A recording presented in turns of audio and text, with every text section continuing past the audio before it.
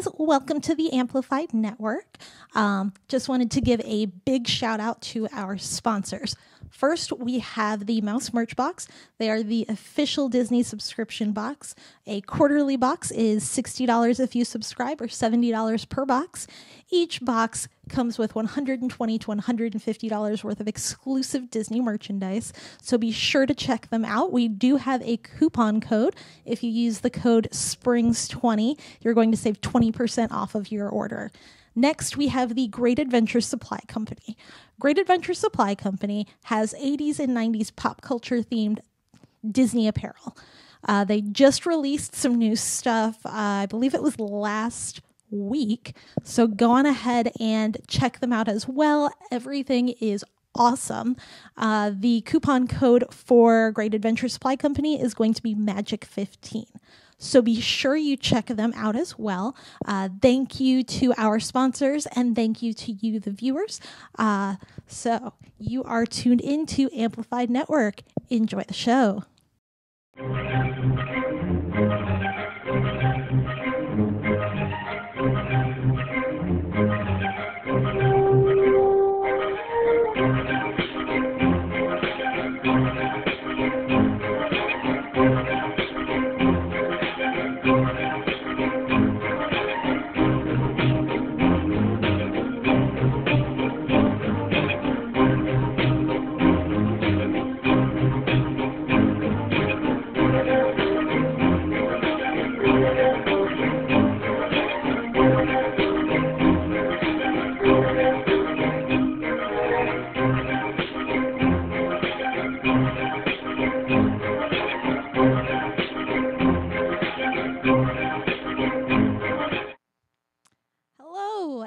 Welcome to Dungeon Seekers. I'm Mackenzie.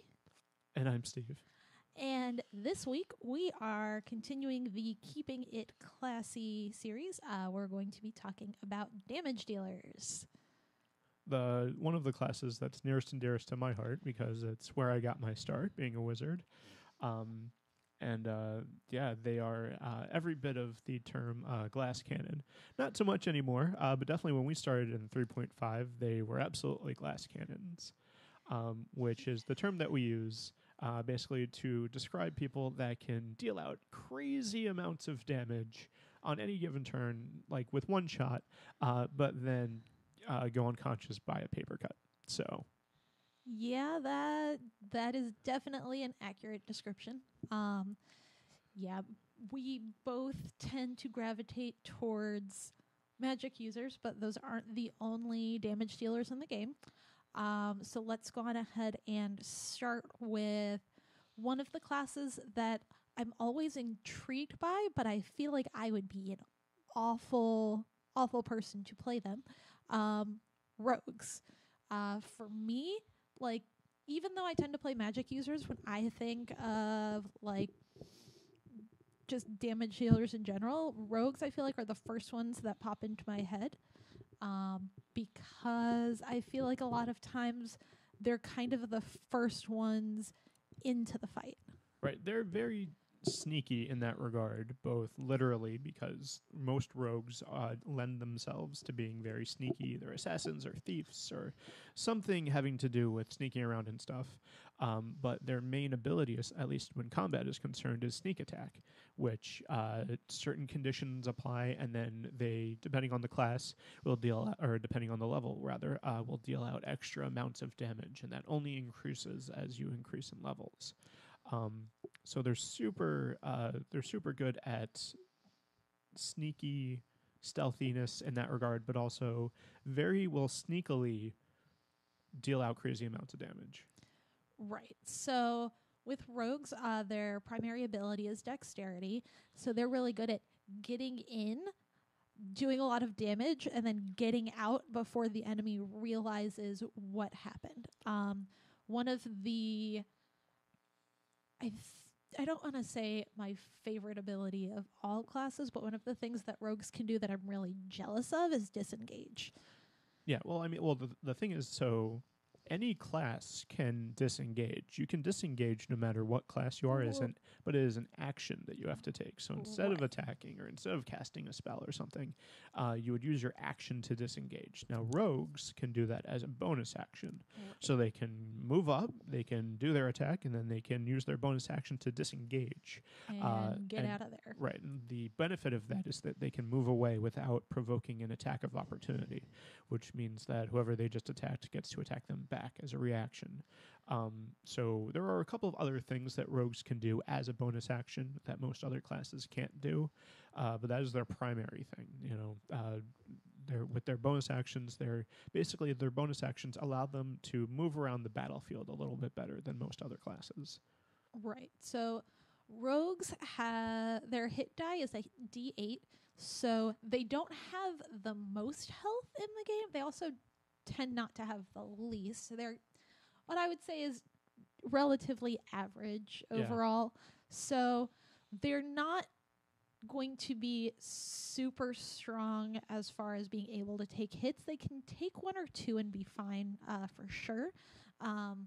But they typically don't have enough health that they want to try to tank, which is No. why being able to disengage is a bonus action, and GTFO is a really, really nice feature. Yeah, our last episode on tanking, you definitely don't want to do that with a rogue. Also, because your armor class isn't going to be very high, because you're not going to have those super heavy, high, the heavy plate mail or any sort of metal armor, because that's going to that's going to get in the way of you sneaking around with all that metal clanking around. Because they definitely prefer leather armor because it's made of hide. Yes. So with rogues, one of the benefits that they have over tanks, though, is that because they typically have pretty high dexterity, a lot of times they have bonuses to their initiative. So they tend to be one of the first people in the party who really engages with the enemy, which really works in everyone's favor. Because of the fact that they can sneak attack and then disengage. So the party kind of gets a jump on the enemy before they know that anyone's there. Yeah, and if you take the assassin subclass with rogues, if you are that first person in the door and do a sneak attack, Do.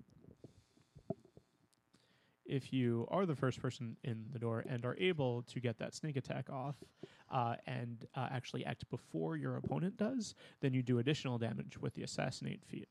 So you get the additional assassin dice, you get the additional sneak attack damage, and then you get the damage of whatever it is that you ended up actually hitting with, whether it was your dagger or crossbow or something like that. Either way, dexterity lends itself to either your ranged attack or your up close finesse weapons. Again, with the rogue, you're not going to be running in with a long sword or any great axe or anything like that most of the time, because strength isn't your priority when you're a rogue. So weapons that would lend themselves to a strength like someone like a barbarian or a fighter, you're more likely to go with a dagger or something like that, which doesn't really do a lot of damage, but when you start adding up all of the other things around it, definitely can add up very quickly.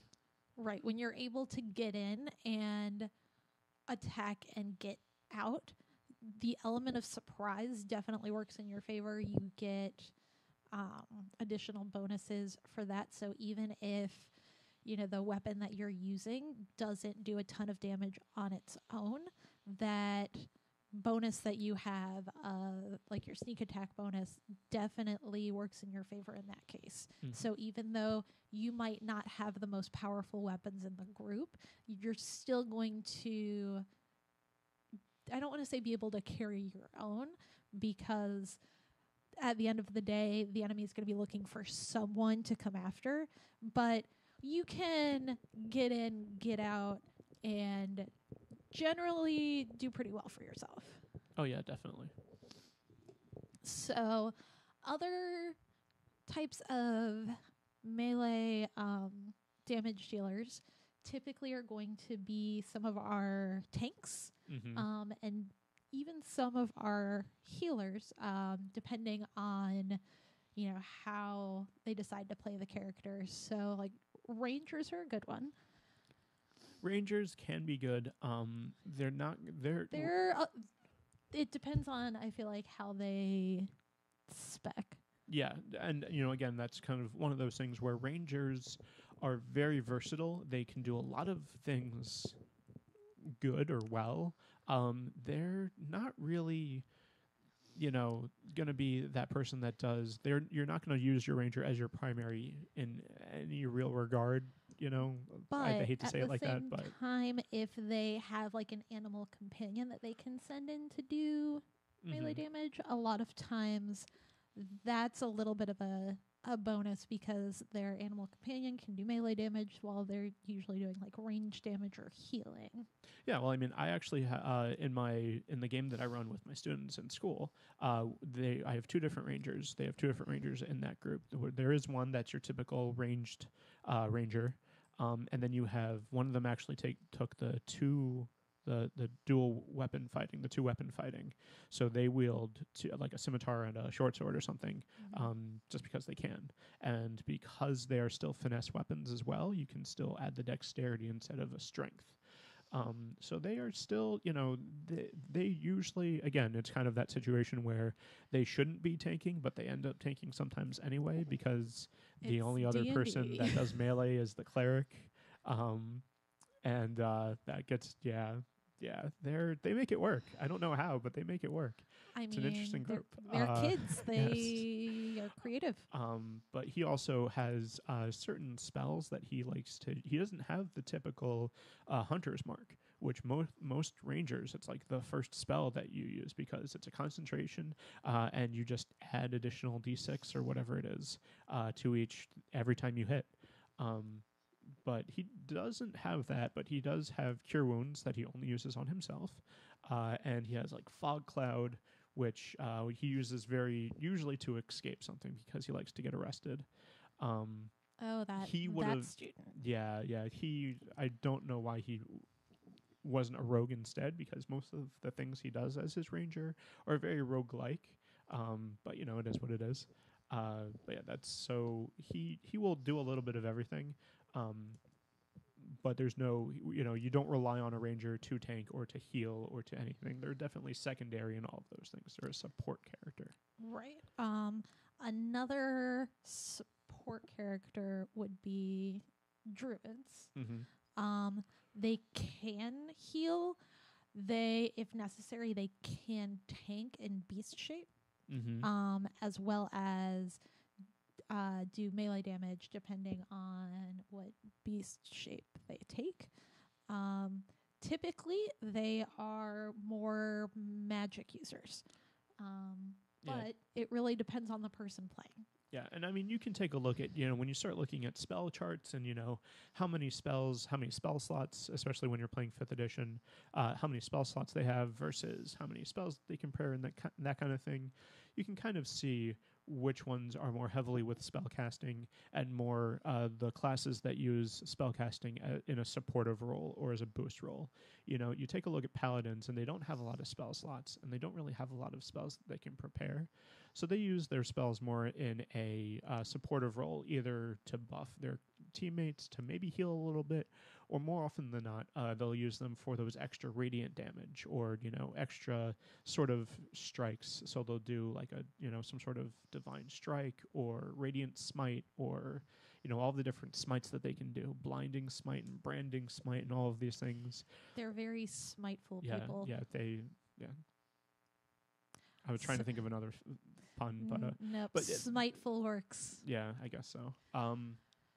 But they, so right off the bat, they can do that as a bonus action and have that going basically until they hit to do that extra 4d6 or whatever it is, and then sometimes even with an additional effect on top of it.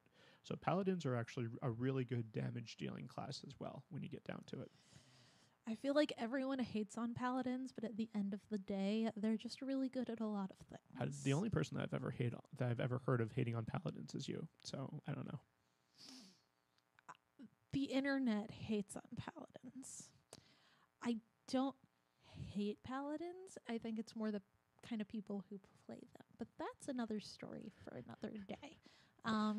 So obviously, any of the classes that we kind of talked about last week with tanking have the ability to, rather than tanking, just be a damage dealer. Apparently, I'm allergic to talking about paladins. So they all have the ability of doing melee damage, being a damage dealer. That's one of those. It really depends on what subclasses they go with, and how they choose to play the character. Same goes for all of the healing classes and using magic. So there are some classes though that are strictly just spellcasting damage dealers who are here to ruin your day. And those are our favorites. Oh, yeah, of course. Wizards are where I got my start. Now, I feel like compared to sorcerers and warlocks, wizards often are going to be used not so much as that standard glass cannon, although you absolutely can, but because of the way a wizard prepares their spells and can learn their spells, and because they have access to a lot more spells than your sorcerer or your warlock, they kind of lend themselves to be a little bit more utilitarian and a little bit more versatile in that regard. They have a lot more spells that you can use outside of combat. But make no mistake, when it gets down to it, wizards are absolutely going to ruin your day if you are on the wrong side of a fireball or lightning bolt or, whatever the case is. Right. So wizards, their hit die is a d6. So they're one of the most squishy of characters in D&D.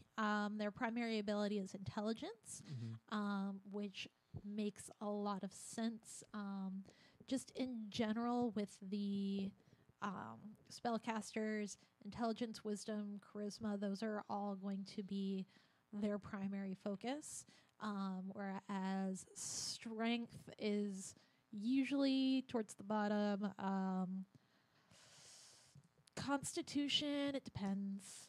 Yeah, there's a term for that called muscle wizard, where you just, for some reason, put all of your, put some points into your strength or your constitution.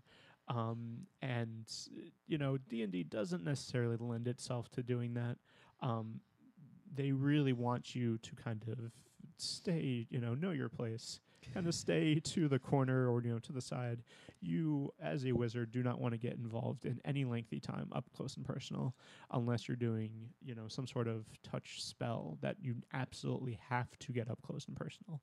Otherwise, your hit points are there just so you don't die because of a paper cut. Like I said, you're not going to get into any sort of lengthy fight if you're a wizard, and because it's not going to last long anyway.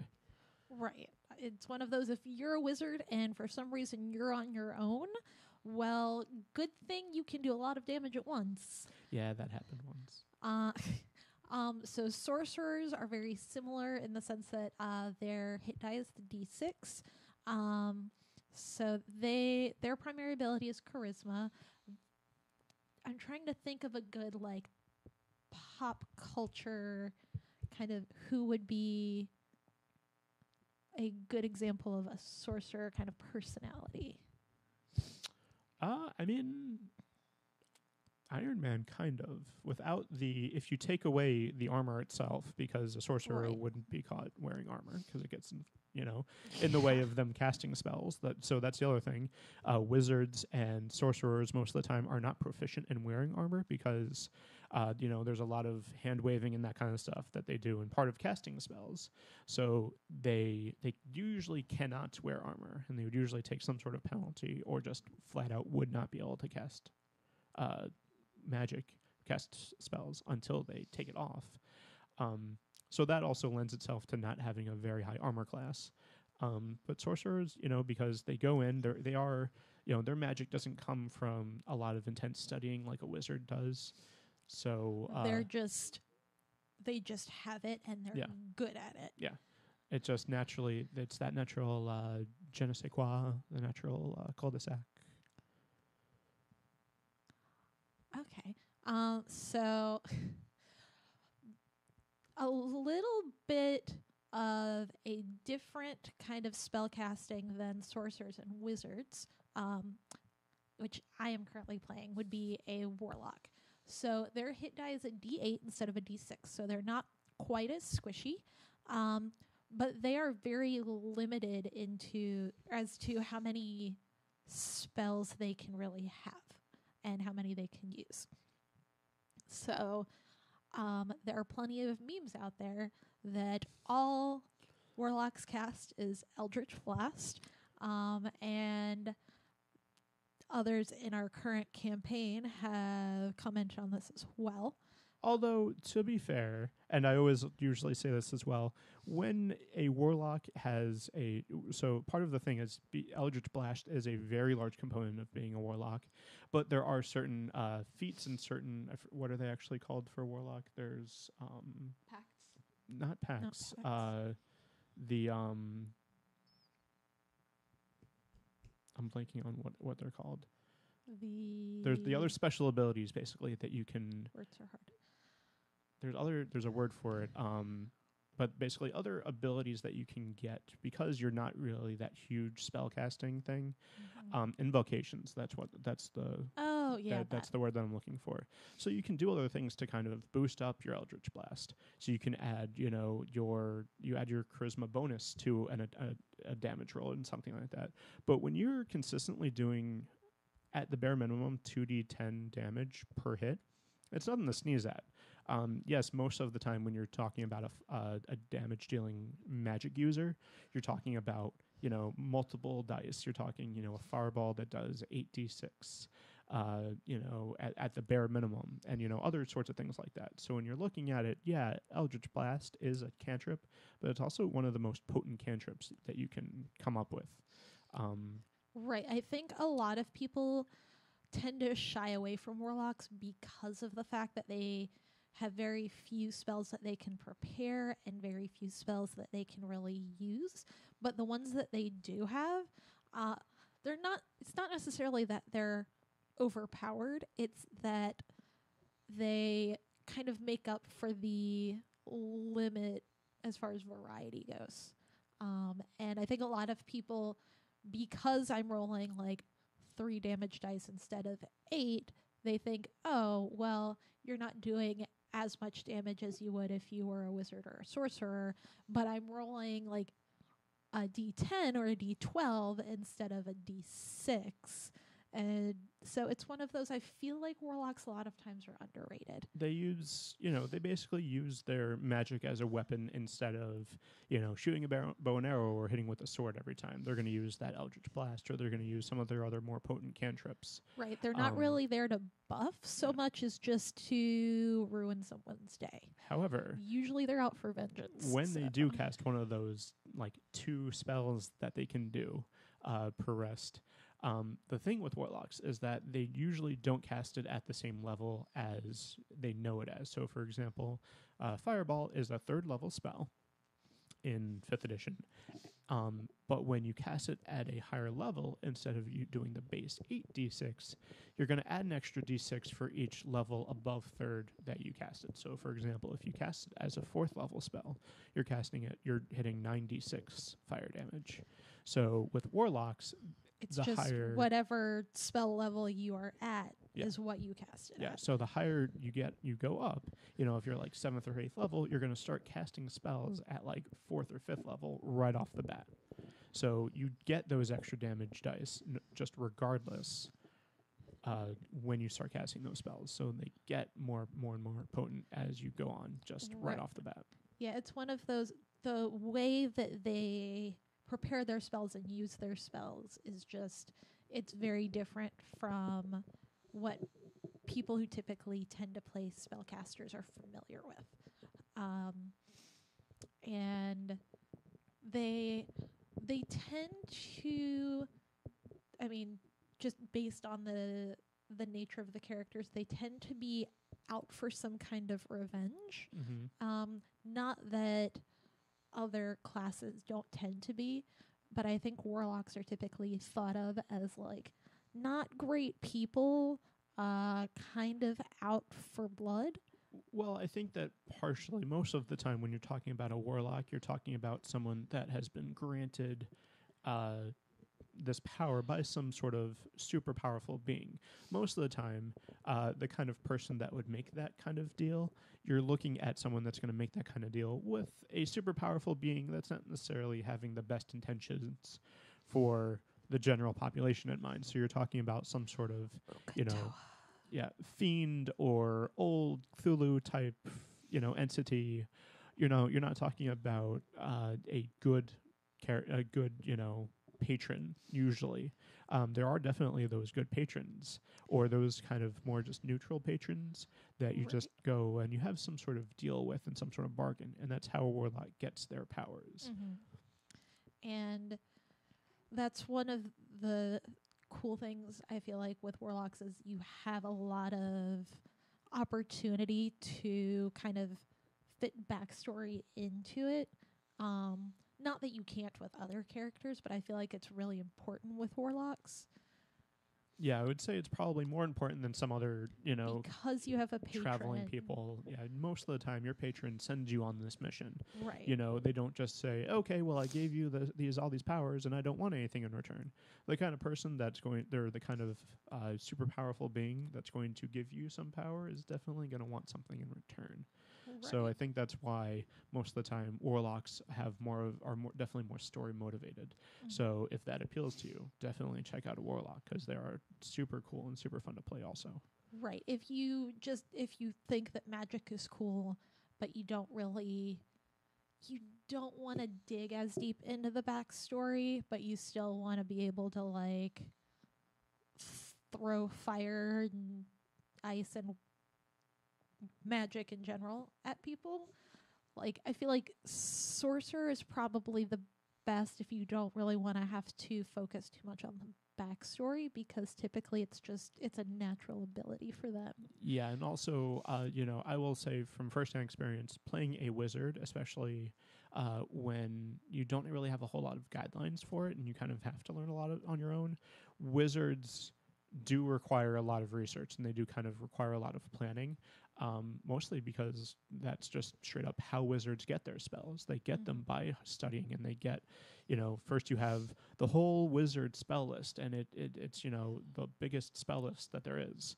And then you say, okay, from all this spell list, now you have to come up with spells that you would add to your personal wizard spell book.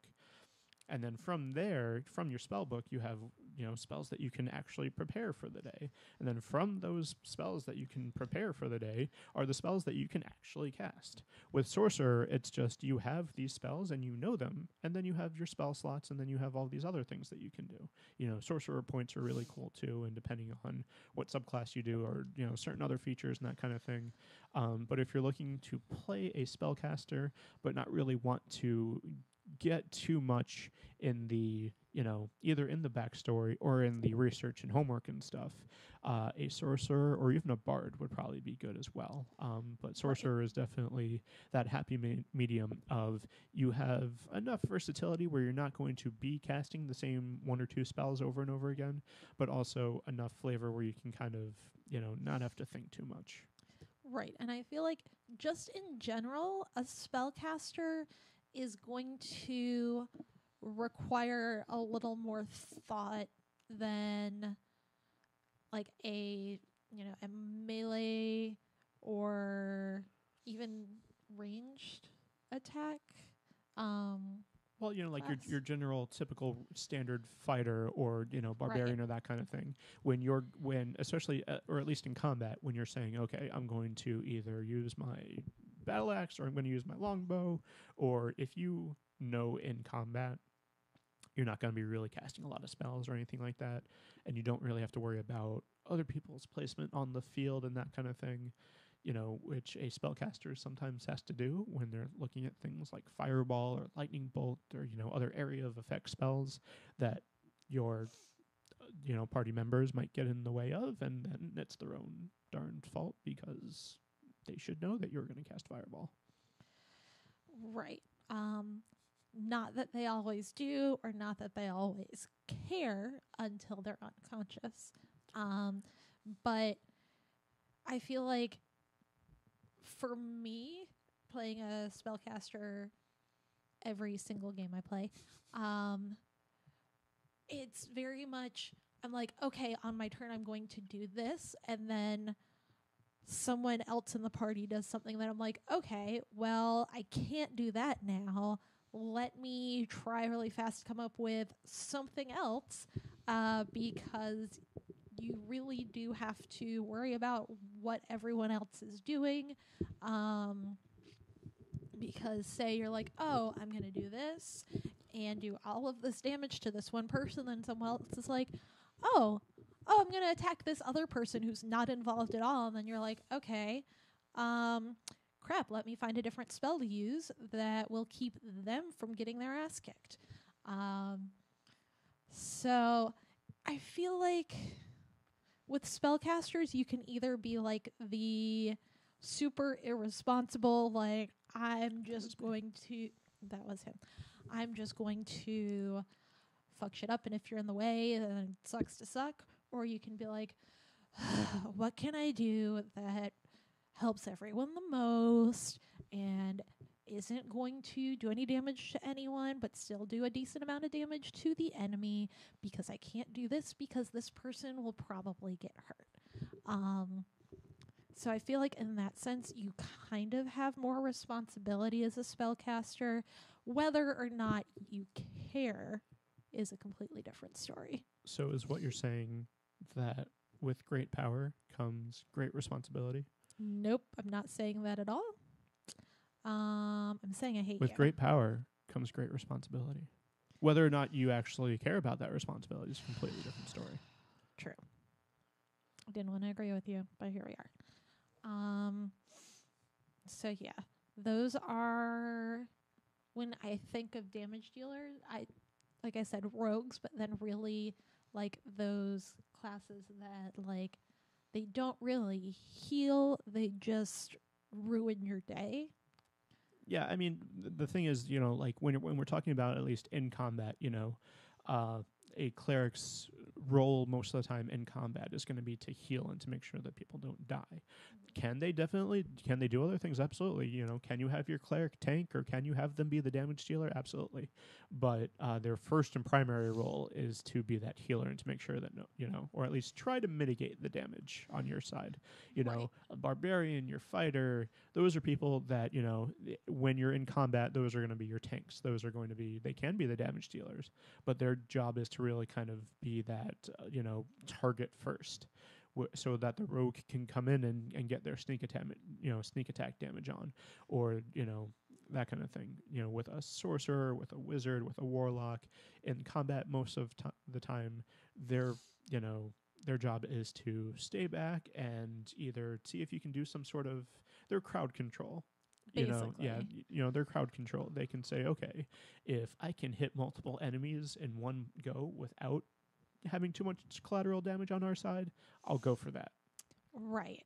And a lot of times it really depends on the makeup of the party and how well everyone communicates with each other as far as who's doing what during the battle. If your tank is a paladin and they can keep themselves healed, then your cleric can probably jump in and do some damage. If the paladin's the only one really taking damage, the cleric, instead of just focusing on keeping everyone alive, can add a little bit more to the fight. Guiding bolt, like that. It really it's a matter of communicating. Not everyone's great at it, which is how a lot of people end up unconscious and don't know how. Or sometimes somehow a squishy damage dealer ends up front and center and accidentally ends up tanking, and that's never good. Well, and that kind of comes down to, again, that, we talked about last episode with the barbarian that tank that's kind of hesitant to be the first one in the door. When you have a character that is supposed to be the tank and they're supposed to be the first one in the door, and, the first one doing, absorbing or, be that Right. focus of attention. And they're not doing that. And then it's left up to the wizard to say, all right, fine, I'll do it myself. Or we've seen a cleric kind of try to tank. Mm-hmm. Mm-hmm. That was not ideal. It wasn't, especially because, to my knowledge, at least at the time, you didn't really have a secondary healer. Right. You kind of did because But you had your druid. Or no, are we talking about the? No, we're talking about when Chris was a cleric. No, like Yeah. when you were DM. No. Oh, okay, yeah. No, Well, not but when I was right. So DM. then at least you had you as your druid, and that could be a secondary healer and that kind of thing. Right, but it turned into I kind of had to be the primary healer, and I was not prepared to be the primary healer because he'd be like, you have enough health that if you go unconscious, I'll worry about it next turn. So I'm just going to do this. Yeah, And I that's mean, really frustrating. but that kind of comes down to the expectations of your healer versus the party and that kind of thing, Hence communication. Get good at it. Use your words. And that on that note, do you have anything else? I feel like if you're brand new to the game, you're not sure what you want to do, I feel like either tank as a barbarian, or I think, what would you say is another good starting class, just in general? Yeah, a barbarian would be a good. Fighter is kind of a good one. Rogues are actually really good too. And if you do want to be a magic user and you want that to be your focus, I would say go with a Start sorcerer. with a sorcerer, for Yeah, sure. definitely go with a sorcerer because there's less homework to do as a sorcerer, and it's definitely a pure spellcaster. So yeah, You have a lot more. I feel like with a sorcerer, you have a lot more ability to shape them the way you want, but you don't Mhm. have to put too much thought into it. yeah, definitely. All right. Well, I think that wraps up discussing the different roles and classes of D&D. So that ends our fun 3-part Keeping It Classy series. So yeah, we will see you next week. Not sure what we'll be talking about yet, but I'm sure it'll be something at the very least entertaining. It'll be a sneak attack. Yeah, that's it. Bye.